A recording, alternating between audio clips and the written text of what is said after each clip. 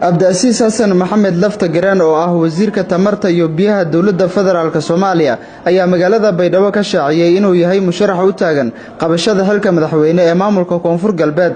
Xildhibaano iyo wasiiro heer federaal oo ay ka mid yihiin wasiirka gaashaandhigga, wasiir ku-xigeenka wasaaradda warfaafinta iyo wasiir ku-xigeenka wasaaradda haweenka, xildhibaano heer federaal iyo xildhibaano maamulka Koonfur Galbeed iyo shacabweyne badan ayaa ka qayb galay xafladiisa musharaxnimo. Ka dhabaynta isbeddelka ay doonayaan siyaasiyiinta Koonfur Galbeed waxa ka qabashada amniga, furitaanka wadooyinka go'doonsan iyo samati bixinta dadka deegaanada Koonfur Galbeed ayuu ku sheegay musharax madaxweyne Koonfur Galbeed Abdiasiis Laftagareen hordhac khudbadiisa musharaxnimo uu ka jeediyay xafladda.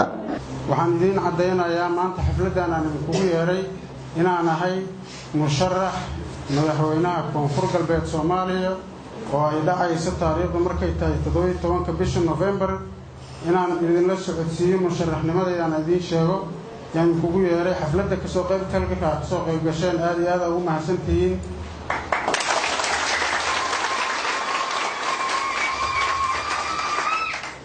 sababta igu kaliftay inaan soo sharaxo musharaxnimadan markii aan la tashtay dad badan oo saaxiibo ah, xildhibaanada dawladda dhexe, xildhibaanada maamul goboleedka Koonfur Galbeed, odayaasha dhaqanka, siyaasiyiinta, ururada bulshada iyo dad badan oo reer Koonfur Galbeed markaan la tashtay ayaa waxay igu dhaliyeen in aan maanta ninkii ku habboonaa oo mas'uuliyaddan Koonfur Galbeed qaban lahaa aan ahay. sidaas darteed ay ugu dhalisay inaan isu soo sharaxo madaxweynaha Koonfur Galbeed.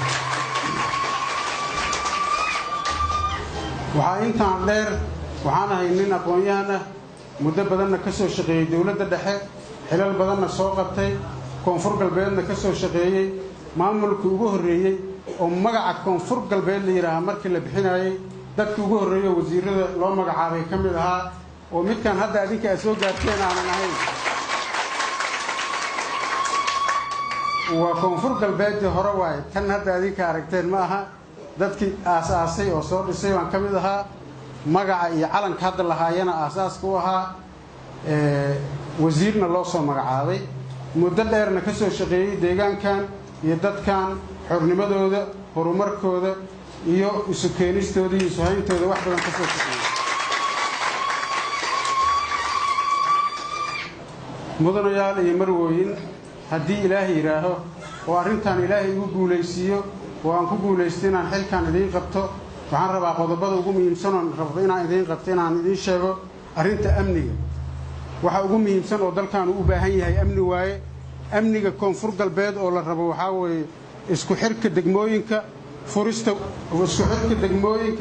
furista wadooyinka, magaalo u gudbaysa aan jirin. waxaan ka shaqeynaynaa haddii ilaahay yiraaho in belediyada la isu dhaxmaro magaalooyinka, magaalo kasta baabuur lagu tago, diyaaradda laga raacayo laga hado. siyaasiyiinta iyo xildhibaanada maamulka Koonfur Galbeed Soomaaliya ayaa soo dhaweeyay musharaxnimada siyaasi Abdiasiis Laftagareen oo qayb ka noqday siyaasiyiinta damac kaga jiro kursiga madaxtinimo ee maamulka Koonfur Galbeed oo lagu baratami doono 17 bisha dambe.